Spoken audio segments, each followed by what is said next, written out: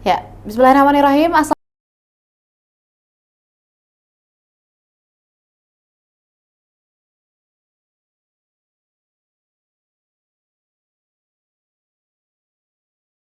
Anda pada pagi hari ini Tribuners tentunya dalam highlight Koran Tribun Timur edisi Jumat 16 Februari 2024 hari ini. Dan tentunya dalam beberapa menit ke depan kami akan menyajikan informasi terbaru, terupdate dan terfaktual yang tentunya dibuat dalam berita ataupun juga surat kabar harian Tribun Timur Spirit Baru Makassar edisi hari ini. Dan tentunya beberapa informasi kami hari ini masih seputar informasi mengenai hasil rekapitulasi sementara atau perhitungan suara sementara dari pelaksanaan Pilpres dan Pemilu 2024. Nah, tentunya Tribuners, pada informasi pertama kami rangkum di halaman pertama, dapat bersama-sama kita lihat di layar Tribuners, adalah informasi mengenai real count sementara Pilpres 2024 yang dimana data masuk per hari ini Tribuners yakni sejumlah 365.893 dari total 823.236 TPS atau sejumlah 44,45%. Yang dimana progres sementara yakni diambil dari pukul 22.00 waktu Indonesia Tengah, di mana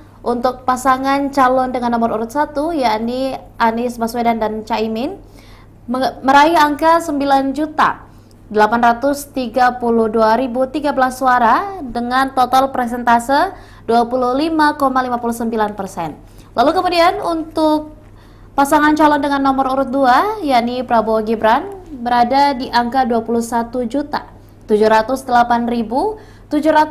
suara dengan total perolehan 56,51%, dan Ganjar Mahfud dengan pasangannya yakni dengan nomor urut 03 berada di angka 6.874.062 suara dengan presentase 17,89%. Memang sejak dilakukannya pemungutan suara yang berhasil direkap oleh KPU sendiri, memang dalam beberapa waktu terakhir cukup naik turun, khususnya untuk pasangan calon dengan nomor urut 2. Di awal survei kemarin sempat menyentuh angka 58 hingga 59%, namun kemudian di hari kedua setelah pemungutan suara berada di angka 56,51%. Lalu kemudian untuk informasi selanjutnya, Tribuners, masih di halaman pertama harian Tribun Timur pada hari ini adalah informasi dari hasil pemilihan legislatif di Provinsi Sulawesi Selatan. Yang pertama, izinkan saya menyampaikan real count partai politik sementara dengan total data masuk 34.374 dari total 823.236 TPS atau sekitar 4,18% per pukul 22.00 waktu Indonesia Tengah. Yang dimana di posisi pertama ada PDIP dengan total raihan sementara 17,07%, disusul dengan Partai Golkar dengan total raihan sementara 13,26%, dan Partai Gerindra di posisi ketiga 12,22%, PKB di posisi keempat 10,42%, dan Nasdem di posisi kelima 7,98%. Lalu kemudian juga ada PKS dengan presentase 8,38%. Lalu kemudian beberapa informasi dari partai sendiri dengan 3 terbawah yakni Partai Umat dengan presentase 1,23% dan juga Partai Garuda dengan total 1%, dan terakhir adalah PKN dengan total raihan sementara 0,96%. Lalu di sisi sebelah kiri hasil real count partai politik juga ada informasi mengenai 5 besar tokoh yang sementara memimpin dengan suara terbanyak untuk calon DPD atau Dewan Perwakilan Daerah Provinsi Sulawesi Selatan.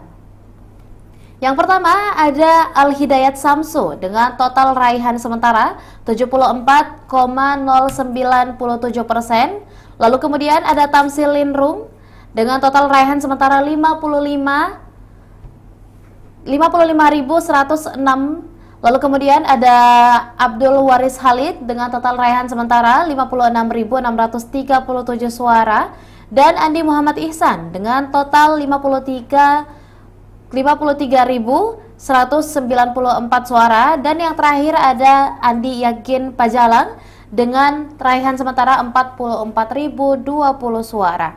Dan informasi yang berada di bawahnya sendiri juga, Tribuners, adalah peraih suara terbanyak sementara untuk para calon DPR atau Dewan Perwakilan Rakyat Republik Indonesia dari Sulsel. Untuk wilayah Sulsel 1, untuk sementara dipimpin oleh Bapak Amir Uskara dari Partai P3 dengan total raihan 3.618 suara. Kemudian disusul, di posisi pertama ada Bapak Hamka BKD dari Partai Golkar dengan total raihan sementara 3.883 suara, disusul oleh Bapak Amir Uskara dengan 3.618 dari Partai P3. Lalu kemudian di posisi ketiga, Tribuners, ada Ibu Meiti Rahmatia dengan total raihan suara sementara yakni 2.552 suara yang berhasil diraih oleh Ibu Meiti dari PKS atau Partai Keadilan Sejahtera. Lalu kemudian disusul oleh Bapak Ashabul Kahfi dengan total raihan 2.091 suara, Pak Ashabul Kahfi dari Partai PAN. Lalu kemudian di posisi selanjutnya ada Ibu Fatmawati Rusti dengan total raihan suara sementara 1.875 suara dari Partai Nasdem tentunya. Lalu kemudian disusul oleh Bapak Syamsur Rizal atau Deng Ical dari Partai PKB atau Partai Kebangkitan, kemudian meraih total suara 1.859 suara. Lalu kemudian disusul oleh Bapak Ridwan Andi Witri dari PDIP dengan total raihan suara sementara 1.855 suara, dan kemudian ada tokoh-tokoh lainnya yang juga berhasil masuk ke dalam peraih suara terbanyak sementara DPR RI Sulsel, yakni ada Ibu Adi Nurpati dan juga Bapak Azikin Zoltan. Untuk wilayah Sulawesi Selatan 2 sendiri, para Tribuners dapat bersama-sama kita saksikan juga di layar kita bersama. Yang pertama dipimpin oleh Bapak Haji Muhammad Aras dari Partai P3 kembali dengan total raihan suara sementara 6.469 suara. Lalu kemudian disusul, di posisi pertama ada Bapak Andi Amar Ma'ruf Sulaiman dengan total raihan sementara 9.971 suara dari Partai Gerindra. Lalu kemudian ada Bapak Haji Muhammad Aras di posisi, juga ada Ibu Veronica dan Bapak Muawiyah Ramli. Lalu untuk wilayah Sulawesi Selatan 3 dipimpin, tentunya dapat bersama-sama kita saksikan di layar, Tribuners, dipimpin oleh Bapak Rusdi Mapasesu dari Partai Nasdem dengan dipimpin oleh Bapak Muslimin Bando dari Partai PAN dengan total raihan sementara 4.014 suara. Lalu kemudian disusul oleh Bapak Rusdi Mapasesu dari Partai Nasdem dengan total raihan sementara 3.780 suara. Lalu kemudian Tribuners ada di posisi ketiga Bapak Latinro Latunrung dengan Partai Gerindra tentunya meraih hasil raihan sementara sebanyak 2.637 suara. Dan juga disusul oleh Ibu Agustina Mangande dari Partai Golkar dengan total raihan suara sementara 2.527 suara. Dan tokoh-tokoh lain yang juga berhasil meraih perolehan suara sementara tertinggi di Provinsi Sulawesi Selatan wilayah ketiga ada Bapak Insinyur Irwan Hamid dari PKB, lalu kemudian ada Ibu Sarce Bandaso Tandiasi dari Partai PDIP dengan total raihan suara sementara 1.702, juga ada Bapak Andi Zainal P dari Partai PKS, Bapak Muhammad Devi Bijak Pawindu dari Partai Demokrat, dan Bapak Darwis Ismail dari Partai P3. Dan tentunya satu informasi atau juga berita highlight utama di halaman pertama Tribuners adalah informasi mengenai 963 anggota KPPS yang tumbang, di mana informasi ini memuat informasi mengenai 2 meninggal dunia saat bertugas dan pernyataan dari Dinas Kesehatan yang menyatakan bahwa ini umumnya adalah karena kelelahan. Dikutip dari Kota Makassar Tribun, 2 anggota kelompok penyelenggara pemungutan suara KPPS di Kota Makassar meninggal dunia.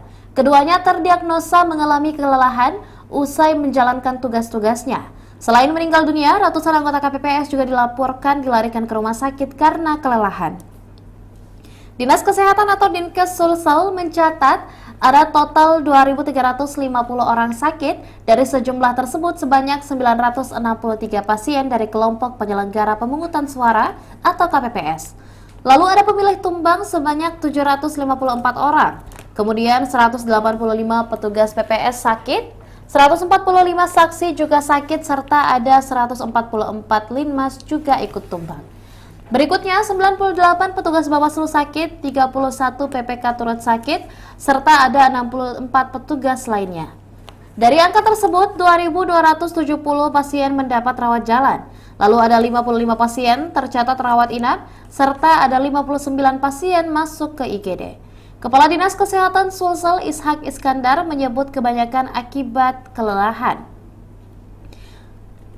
Akibat kelelahan, banyak penyelenggara maupun pemilih dibawa ke puskesmas. Sementara itu, 2 anggota KPPS Makassar yang meninggal dunia masing-masing bernama William Tandi Paelongang, berusia 23 tahun, anggota KPPS di TPS 07 Kelurahan Bangkala, Kecamatan Manggala, Makassar, dan seorang lagi berinisial DS, merupakan anggota KPPS di TPS 45 Kelurahan Minasaupa, Kecamatan Rapocini, Makassar. Keduanya meninggal dunia sehari setelah hari pencoblosan. William meninggal dunia usai mengantar undangan ke setiap rumah warga yang akan mencoblos. Ayah almarhum Septiandi menjelaskan, sehari sebelum pencoblosan anaknya mengeluh sakit. Dan informasi selengkapnya mengenai 963 anggota KPPS yang tumbang dapat Anda saksikan dan baca bersama Tribuners, tentunya di harian Tribun Timur Spirit Baru Makassar edisi hari Jumat 16 Februari 2024. Dan tentunya mewakili Tribun Timur dan juga seluruh masyarakat Indonesia dan masyarakat Sulawesi Selatan khususnya, kami mengucapkan turut berbelasungkawa atas seluruh korban yang berjatuhan dan berguguran di dalam penyelenggaraan pemilu 2024 kali ini. Mudah-mudahan amalan dari beliau, dari seluruh anggota KPPS yang telah berjuang dan tumbang dan menyelesaikan tugasnya tentunya dapat diterima di sisi Allah Subhanahu wa Ta'ala. Dan selanjutnya Tribuners, izinkan saya melangkah ke berita yang berada di halaman 8 dengan kategori berita Mata Lokal Memilih edisi hari ini. Adalah informasi, dapat bersama-sama kita lihat informasi mengenai Gerindra Golkar saling kejar. Yang dimana berita kali ini memuat informasi mengenai pertarungan Andi Iwan Andi Amar dan Fatmawati Rudianto yang cukup sengit. Dikutip dari Kota Makassar Tribun, Komisi Pemilihan Umum KPU sudah merilis hasil real count untuk level Dewan Perwakilan Rakyat Republik Indonesia per Kamis 15 Februari lalu. Dari hasil suara masuk sebesar 26%, Tribuners, Partai Gerindra sementara memimpin, Partai Golkar membayangi di belakang. Kemudian disusul oleh Partai Nasdem, dapat bersama-sama kita lihat di grafis berikut. Kemudian pertarungan sengit terjadi di beberapa daerah di pemilihan Sulawesi Selatan kedua. Dapil ini meliputi 9 daerah, yakni Maros, Pangkep, Baru, Parepare, Sopeng, Wajo, Bone, Sinjai, dan Bulukumba. 2 politisi Gerindra, Andi Amar Ma'ruf Sulaiman dan Andi Iwan Darmawan Aras, unggul di Dapil Sulsel 2. Sementara Andi Amar Ma'ruf Sulaiman mengungguli Andi Iwan Darmawan Aras meraih 4.981. Suara 2 politisi Gerindra lebih tinggi dibanding peraih suara tertinggi Golkar, yaitu Supriyansa. Sementara itu, pertarungan Sulsel 1 juga sengit dalam perebutan kursi pertama di internal partai. Politisi Partai Golkar Hamka BKD dan Listiati Fakhrudin masih terus saling mengejar. Tak hanya itu, suara 2 politisi Partai Nasdem juga saling kejar. Selisih suara Fatmawati Rusdi dan Rudianto Lalo sangat tipis. Politisi Partai Keadilan Sejahtera atau PKS saling kejar. Meiti Rahmatia memimpin sementara atas Iqbal Parewangi dan Andi Tahal Fasni. Sementara itu, Suara politisi P3 Amir Uskara mendominasi di internal. Dapil Sulsel 3, suara Rusdi Massa paling mendominasi. Rekan separtainya Eva Stefani Rataba mengikuti suara RMS. Suara petahana Partai Demokrat Muhammad Devi Bijak kini dipepet Frederick Kalalembang. Dan juga informasi lainnya, Tribuners, adalah informasi mengenai mualim tanpa klaim raih 15.000 di Bulukumba. Dan di sisi bagian bawah juga ada informasi yang tak kalah penting, adalah informasi mengenai 17 laporan pelanggaran pemilu di Bawaslu Bulukumba. Yang di mana Tribuners, Ketua Bawaslu Bulukumba Bapak Bakri Abu Bakar menjelaskan bahwa total ada 17 pelanggaran pemilu yang kami terima dan kami temukan. Dikutip dari Kabupaten Bulukumba Tribun, Badan Pengawas Pemilu Bawaslu Kabupaten Bulukumba, Sulawesi Selatan telah menerima 17 laporan pelanggaran dalam proses pemilu. Dari 17 laporan tersebut terdapat 10 kasus pelanggaran administrasi, 1 kasus pidana pemilu, dan 3 kasus pelanggaran kode etik. 1 laporan tidak terkait dengan pelanggaran pemilu, sedangkan 1 lagi terkait dengan pelanggaran hukum lainnya.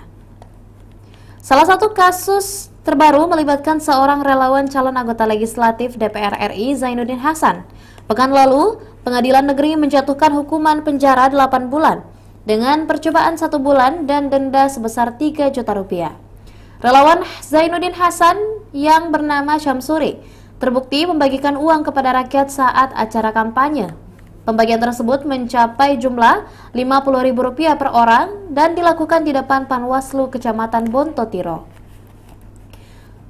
Setelah divonis, Syamsuri menyatakan harapannya agar Bawaslu dapat bertindak adil terhadap semua pelanggar pemilu. Dia juga mendukung upaya untuk menghindari praktik politik uang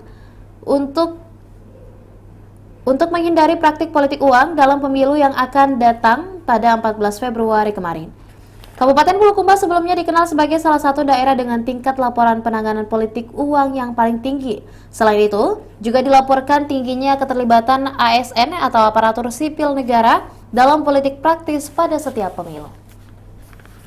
Dan juga tentunya Tribuners, informasi berita-berita lain yang kami muat dalam Mata Lokal Memilih dapat bersama-sama kita baca dan juga kita akses hanya di harian Koran Tribun Timur edisi Jumat 16 Februari 2024, tepatnya di halaman 8. Dan untuk informasi terakhir Tribuners, kita akan melangkah ke halaman 16, yakni dengan tema Tribun PSM. Informasi kali ini tentunya izinkan saya membacakan sedikit profil pengenalan dari pelatih PSM Makassar, yakni Bernardo Tavares. Beliau adalah seorang lelaki kelahiran 2 Mei 1980 yang bertempat di Portugal. Dengan begitu umurnya pada tahun ini sekitar 43 tahun dan memiliki kewarganegaraan Portugal.